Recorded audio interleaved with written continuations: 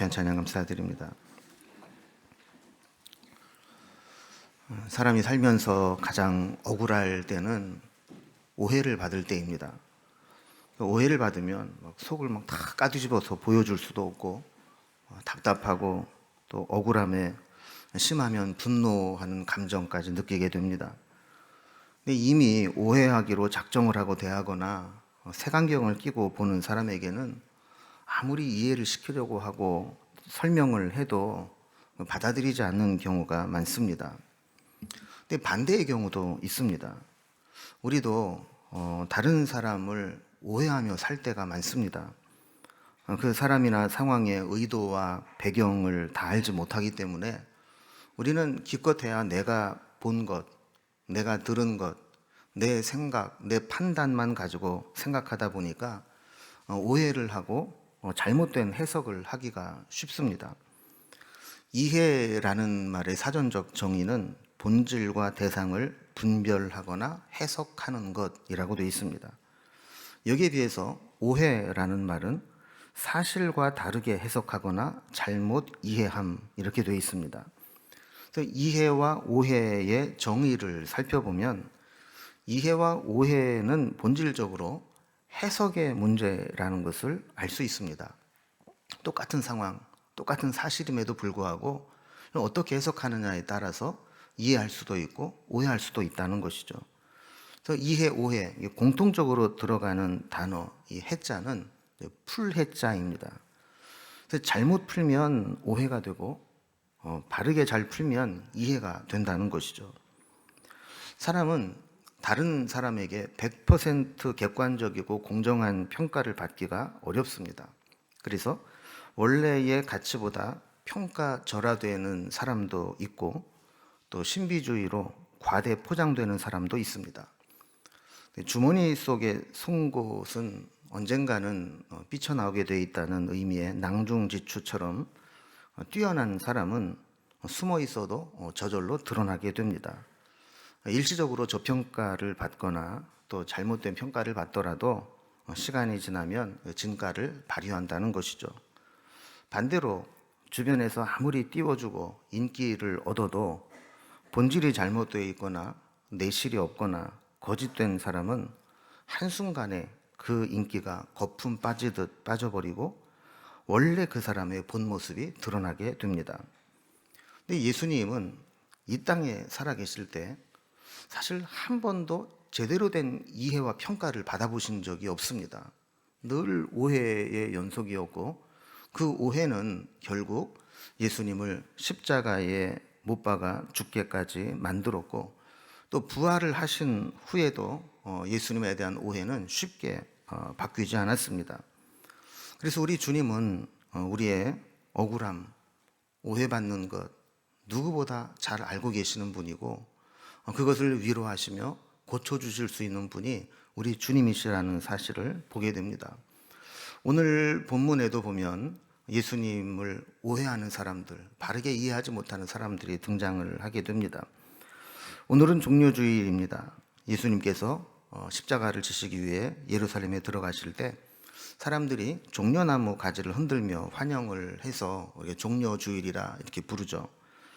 그리고 한 주간 동안 부활주일 전까지 고난주간이라고 부르는데 특별히 우리가 금요일을 성금요일이라 이렇게 부르면서 예수님이 십자가에 달려 고난당하시고 죽으신 그 날이 있어서 고난주간이라 부르게 됩니다.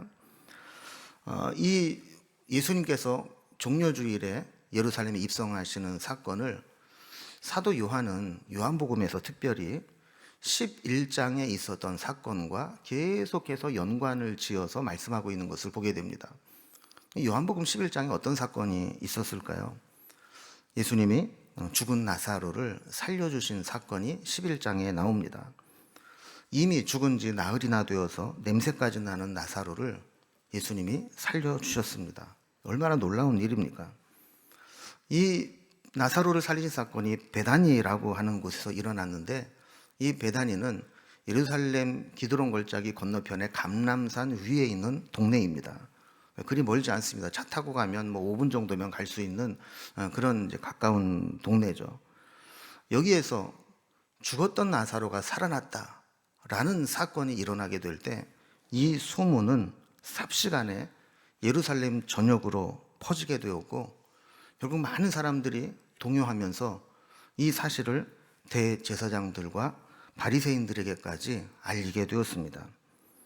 대제사장과 바리새인들은 이 소식이 자꾸 들려지게 되자 사태가 심각하구나라는 것을 깨닫고 급하게 공회로 모임을 소집합니다. 그리고 어떻게 하면 이 예수를 죽일까 하는 것을 모의하게 되죠.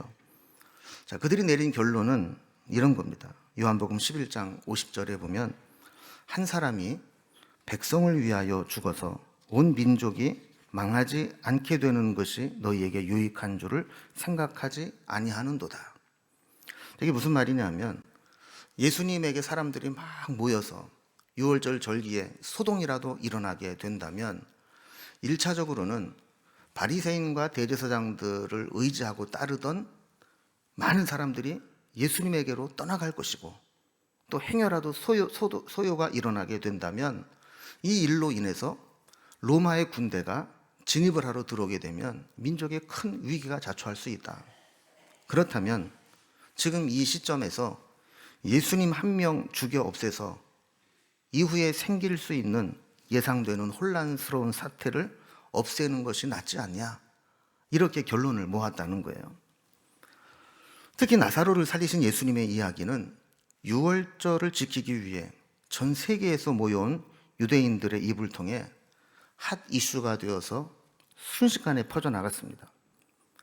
당시 예루살렘에 거주하는 인구를 한 27만 정도로 보고 있고 또 유월절 같은 절기가 될 때 그곳에 전 세계에서 모여오는 유대인들은 약 270만 명 정도 된다고 역사학자들은 기록하고 있습니다. 그런 옛날 수도 예루살렘 그 작은 성읍에 한 300만 명 정도 되는 사람이 들벅들벅 하면서 소문을 내고 분위기가 막 올라가면 얼마나 그 분위기가 달아오르겠습니까? 유대인들은 예수님이 나사로를 죽은 자 가운데 살리셨다라는 소문을 듣고 만약에 예수님께서 예루살렘에 절기를 지키러 오시면 그리고 나사로를 데리고 오신다면 직접 확인해 보고 싶다라는 마음으로 들썩거리고 있었습니다.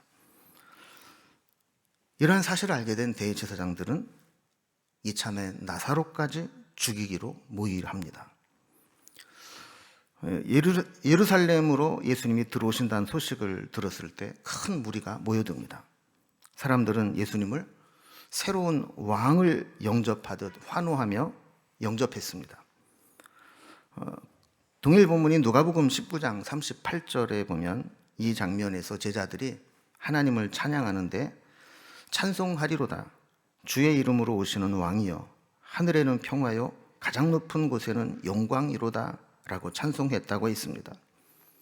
이 찬송은 하나님께 드리는 것이었지만 궁극적으로는 왕으로 오시는 예수님을 향해 드리는 찬양이었기 때문에 바리새인들은 이것이 얼마나 불편했든지 예수님께 선생이여 당신의 제자들을 책망하소서라고 제지해 줄 것을 부탁할 정도였습니다. 자, 이렇게 예수님은 제자들에게 뿐만 아니라 거기에 모인 모든 사람들에게 마치 왕의 입성처럼 환영을 받고 있었지만 오늘 본문이 우리에게 주시는 메시지는 그들 중에 그 누구도 예수님이 어떤 분이신지 지금 왜 예루살렘에 들어오고 계시는지 바르게 이해하는 사람은 없었다라는 것을 보여줍니다. 환호하며 따르는 무리들도 예수님을 시기해서 죽이려고 모의하는 종교 지도자들도 심지어 가장 가까이에서 함께하며 따라온 제자들조차도 예수님에 대해서 바르게 이해하고 따르는 자가 없었다는 것이죠. 저들이 예수님에 대해 어떤 오해를 가지고 있는지 그리고 그들의 모습을 보면서 우리는 예수님을 바르게 이해하고 따르고 있는지 한번 점검해 보는 시간을 가지려고 합니다. 먼저 첫 번째로 우리가 살펴볼 것은 군중들의 오해입니다. 죽은 나사로를 살리셨다는 예수님에 대한 소문은 군중들로 하여금 저분이야말로 우리의 왕이 되면 좋겠다라는 기대감을 갖기에 충분하게 했습니다. 정치적으로나 현실적으로는 로마의 총독이 주둔하고 있었고 분봉왕이 분명히 있었지만 그들은 그게 중요하지 않았습니다. 죽은 자를 살리시는 분이 나타났는데 그분이 진짜 우리의 왕이 되어야 되지 않겠느냐 하는 분위기가 무르익게 된 것이죠. 그래서 그들은 예수님이야말로 우리를 구원할 메시아라고 기대를 갖게 되었던 겁니다. 그래서 마치 왕의 대관식이나 개선장군의 행렬에서나 보일 수 있는 구호나 찬양을 외치며 예수님을 맞이하게 됩니다. 오늘 보면 13절에 보면 종려나무 가지를 가지고 맞으러 나가 외치되 호산나 찬송하리로다 주의 이름으로 오시는 이 곧 이스라엘의 왕이시여 하더라 그랬습니다. 이 모습이 어떤 의미가 있는가를 좀 살펴봅니다. 먼저 저들은 종려나무 가지를 가지고 예수님을 맞이했다 그럽니다. 이 종려나무는 우리나라의 종려나무로 번역이 되어 있지만 실제로는 매우 단 열매가 열리는 대추야자라고 불리는 나무입니다. 이 대추야자나무, 이 종려나무의 학명은 페닉스 덱틸로피라라는 용어를 씁니다. 여기 보면 이제 피닉스라는 말이 있는데 피닉스, 불사조라는 말이죠. 이 종려나무의 학명에 피닉스라는 말이 들어갔다는 말은 종려나무의 특성이 웬만해서는 죽지 않고 죽은 것 같은데 또 순이 살아나고 불사조처럼 일어난다는 그런 성향을 가지고 있다는 것을 의미하는 겁니다. 유대인들은 이 종려나무에 특별한 의미를 부여해 왔습니다. 우리나라처럼 외세와 이방의 침략을 많이 받은 유대인들은 어떤 고난과 외세의 침략에도 굴하지 않는다는 민족주의의 상징으로 종려나무 가지를 사용했습니다. 마치 우리나라가 무궁화를 그렇게 생각하고 태극기를 흔들며 우리 민족 정신을 고취하듯 그렇게 했던 것이죠. 성경에서도 이 종려나무에 대한 언급이 많이 나옵니다. 의인은 종려나무같이 번성하며 또 내 키는 종려나무 같고 이렇게 이야기하면서 종려나무는 어떤 상황에서도 성장하고 번성하는 것의 상징이 되었습니다.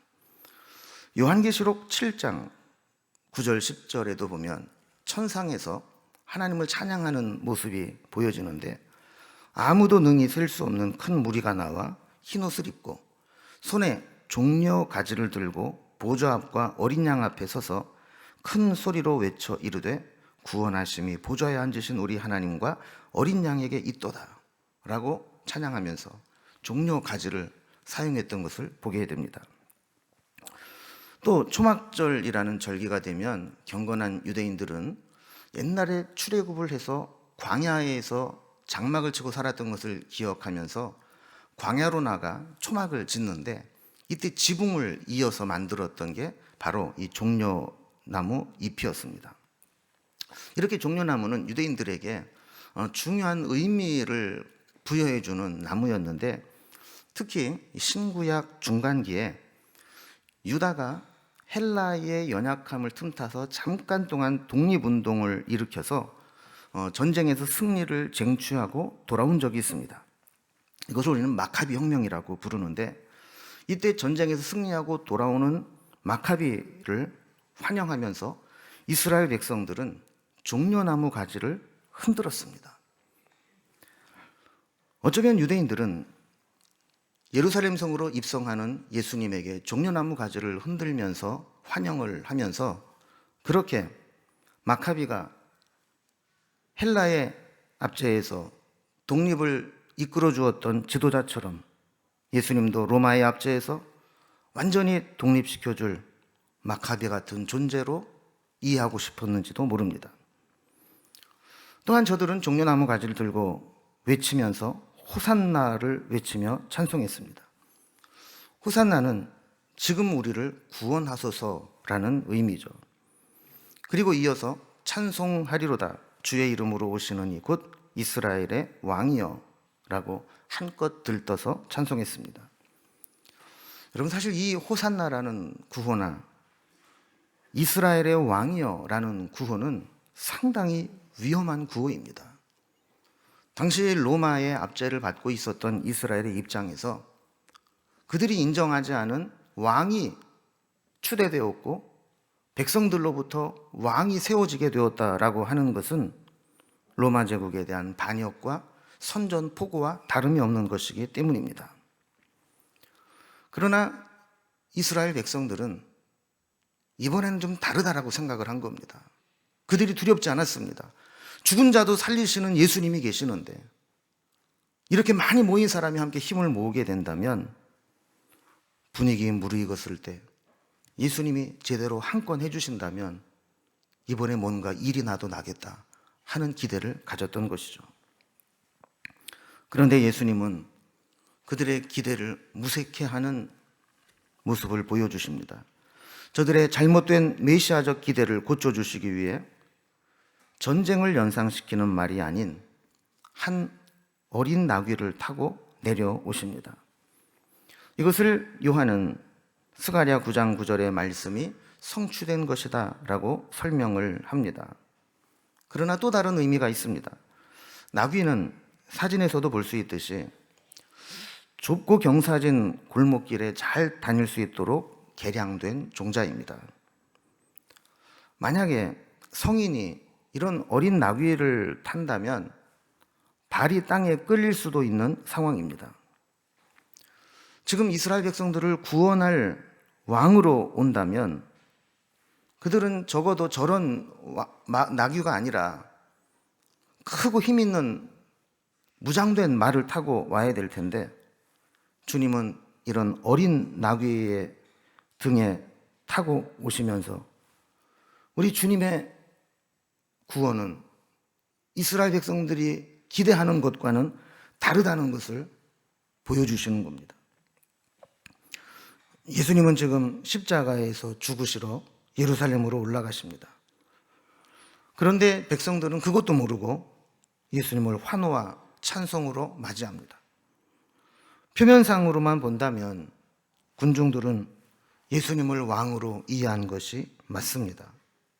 그러나 예수님이 자신들의 기대나 목적에 부합하지 못한다고 느끼게 되었을 때 그들은 결국 닷새도 못 되어서 종려나무 가지를 버리고 바라바를 풀어주고 예수를 십자가에 못 박으라고 돌변하는 자들로 바뀌고 맙니다. 예수님에 대한 잘못된 기대, 예수님에 대한 잘못된 이해를 가지고 있는 사람은 이렇게 예수님에게 실망하기가 쉽고 낙심하기 쉽다라는 것을 보여주는 것이죠. 두 번째로 예수님을 오해하고 있었던 부류는 제자들입니다. 예수님의 제자들 역시 예수분이 어떤 분인지를 몰랐습니다. 요한복음에는 제자들이 당시 상황을 어떻게 이해하고 있었는지 거기에 대해서 후일담 형식으로 그때는 몰랐지만 후에는 알게 되었다, 이런 식으로 지나간 이야기를 적듯이 그렇게 기록을 해 놓았습니다. 여러분, 당시 상황을 우리가 그 자리에 있다고 생각을 하면서 생각을 해보시면 그렇게 많은 무리들이 종려나무 가지를 흔들고 호산나를 외치고 우리의 왕이라고 막 들떠서 추앙을 할 때 가장 기분 좋은 사람이 있었다면 누구일까요? 원인 덕분에 나팔 분다고 아마 제자들이 제일 으쓱하며 기분이 좋았을 겁니다. 아, 그래, 이런 분위기 좋아. 만약에 이렇게 정말 예수님이 왕으로 추대된다면 우리도 한자리 할 수 있을 거야, 이런 기대를 가졌을지도 모릅니다. 요한복음 12장 16절에서 그때 상황을 요한은 이렇게 이야기합니다. 제자들은 처음에 이 일을 깨닫지 못하였다가 예수께서 영광을 얻으신 후에야 이것이 예수께 대하여 기록된 것임과 사람들이 예수께 이같이 한 것이 생각났더라. 그러니까 당시에는 왜 예수님이 어린 나귀를 타고 가셨는지, 그리고 그것이 무엇을 의미하는 것인지 몰랐다는 거예요. 그러다가 예수님께서 영광을 얻으신 후에, 부활하신 후에야 비로소 예수님이 왜 나귀를 타고 올라가셨는지, 왜 분위기가 무르익었음에도 불구하고 그들을 선동하지 않았는지, 그리고 왜 예수님은 십자가를 향해 그렇게 가셨는지, 그것을 부활하신 후에야 비로소 깨닫게 되었다는 거예요. 요한복음을 기록한 요한조차도 그 당시에는 그 의미를 몰랐다고 솔직하게 기록하고 있는 것입니다. 결국 제자들 역시 예수님에 대해서 오해하고 있으니까 얼마 후 예수님이 체포당하실 때 그들은 다 뿔뿔이 흩어져 도망가고 말았던 것입니다. 세 번째로 바리새인들의 오해를 살펴보겠습니다. 바리새인들은 이렇게 예수님을 막 추앙하는 분위기 속에서 그 모습을 바라보며 뒤에서 계략을 모의했습니다. 이렇게 사람들이 자꾸 예수님에게로 마음을 빼앗기는 것을 보면서 이제 그냥 더 이상 두고만 볼 수는 없다는 것이죠. 그래서 이번에 예루살렘에 올라오면 예수님을 죽이기로 작정을 한 겁니다. 저들이 모여서 고민한 것은 사람들이 자기를 의지하지 않고 예수님에게로 떠나가 버릴까 걱정하는 겁니다. 한마디로 기득권을 빼앗기게 되는 것이 두려웠던 겁니다. 그러나 생각보다 예수님을 환영하고 예수님 편으로 간 사람들이 많아지게 되자 예수님을 죽이려는 계획을 포기하려고 합니다. 19절 말씀에 보면 바리새인들이 서로 말하되 볼지어다 너희 하는 일이 쓸데없다. 보라 온 세상이 그를 따르는도다 하니라 그랬습니다. 이게 무슨 의미입니까? 온 세상이 예수님을 다 따르고 있다는 거예요. 이제 판세가 역전됐다는 거예요. 예수님 잘못 건드리면 이제 우리의 지금 있는 자리도 위태하게 되었으니까 이제 포기해버리자. 이번 6월절에는 예수님 죽이려는 계획을 접자. 이렇게 탄식했다라는 겁니다. 이와 비슷한 상황을 누가복음 22장 2절에서 이렇게 묘사합니다. 대제사장들과 서기관들이 예수를 무슨 방도로 죽일까 궁리하니 이는 그들이 백성을 두려워함이더라. 여기도 보면 예수님을 죽이기로 작정했지만 백성들을 두려워해서 그것을 실행에 옮기지 못하고 있었던 것을 알게 됩니다. 아무리 궁리를 해도 몰려드는 무리들 가운데서 예수님을 따로 암살을 하거나 죽이는 것이 불가능하다라고 판단을 한 것이죠. 포기를 하려고 했는데 그들의 희망을 다시 불씨처럼 일으킨 자가 있었습니다. 가룟 유다죠. 가룟 유다가 그들을 찾아와서 누구보다도 예수님을 잘 알고 있었던 가룟 유다는 예수님의 동선과 예수님의 상황을 이야기하면서 그를 어떻게 잡을 수 있는지를 논의하게 됩니다. 그래서 6절에 보면 유다가 허락하고 예수를 무리가 없을 때 넘겨줄 기회를 찾더라. 그래서 이 계약이 성사된 거예요. 어떻게 하면 무리가 없을 때, 사람들이 없을 때 한적한 곳에서 예수님을 잡을 수 있을까에 대해서 저들은 논의를 마쳤고 계약까지 맺게 된 것입니다. 저들은 끝내 예수님을 사형시킬 수 있는 빌라도 법정에 예수님을 세웠고 여론을 몰고 가서 빌라도의 항복을 받아내듯 빌라도로부터 사형 언도를 받아내게 됩니다. 복음서를 종합해 보면 바리새인들, 제사장들, 서기관들 이들이 한 마음이 되어서 예수님을 죽이려고 했습니다. 이들은 모두 성경의 전문가들입니다. 이스라엘 백성들을 영적으로 이끌어가고 있는 리더들입니다. 누구보다 하나님을 잘 알고 있고 율법을 잘 알고 있다고 자부하는 자들이었고 하나님의 말씀을 가르치는 자들이었습니다.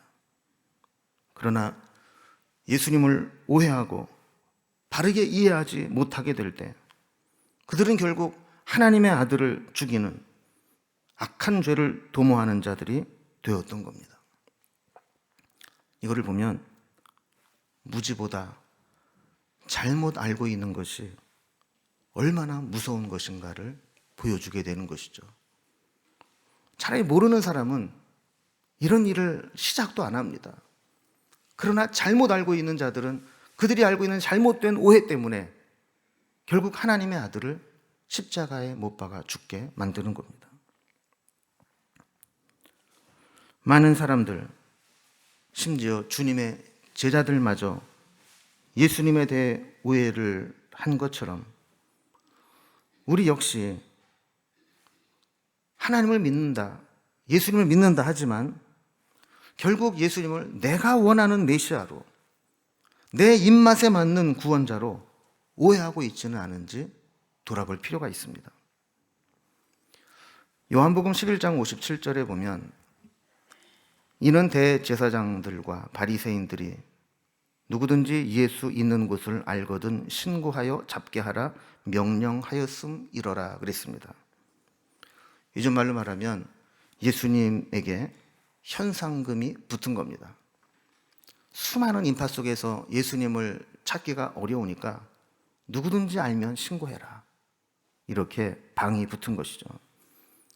모든 사람이 예수님을 찾게 혈안이 되어 있습니다. 예수님이라고 이 소식을 모를 리 없습니다. 그럼에도 불구하고 예수님은 예루살렘으로 올라가십니다. 백성들은 각각 자신의 욕심을 채워줄 왕으로 환영하며 종려나무 가지를 흔들었지만 예수님은 나는 그런 모습으로 너희들에게 가는 것이 아니다 라는 것을 역설적으로 보여주면서 어린 나귀 새끼를 타고 내려오십니다. 여러분, 우리 이 모습을 보면서 우리도 우리 나름대로 원하는 소원을 들어달라고 우리의 종려나무 가지를 흔들며 내가 주님께 나아가면 주님이 내 모든 기대를 채워주시겠지, 이런 낙관적인 미래를 꿈꾸며 예수님을 환호하고 있는지 모릅니다. 그러나 오늘 예수님은 우리에게 분명히 보여주십니다. 예수님이 우리에게 주시는 구원은 사람들의 욕망을 채워주는 구원이 아니라는 겁니다. 내 힘으로는 무능에 살 수 없는 것을 예수님의 힘을 입어 내 소원을 이루겠다, 그 구원이 아니라는 겁니다. 세상을 힘으로 정복하고 권세를 얻는 것도 아니고 민족주의의 열망을 채워주는 구원도 아니라는 것이죠. 백성들은 이렇게 저마다 자기의 기대를 가지고 내가 하나님을 믿으면, 내가 열심을 내면, 내가 주님을 열렬히 환영하면 하나님께서 내 소원을 들어주시겠지, 이런 마음으로 주님을 맞이하지만 주님은 정복자나 점령군이 타고 오는 기마병의 모습이 아니라 발이 땅에 끌리는 어린 나귀 새끼를 타고 비틀거리며 겨우 감당하는 이 우스꽝스러운 모습으로 저들에게 나타나시면서 예수님의 구원을 보여주시는 겁니다.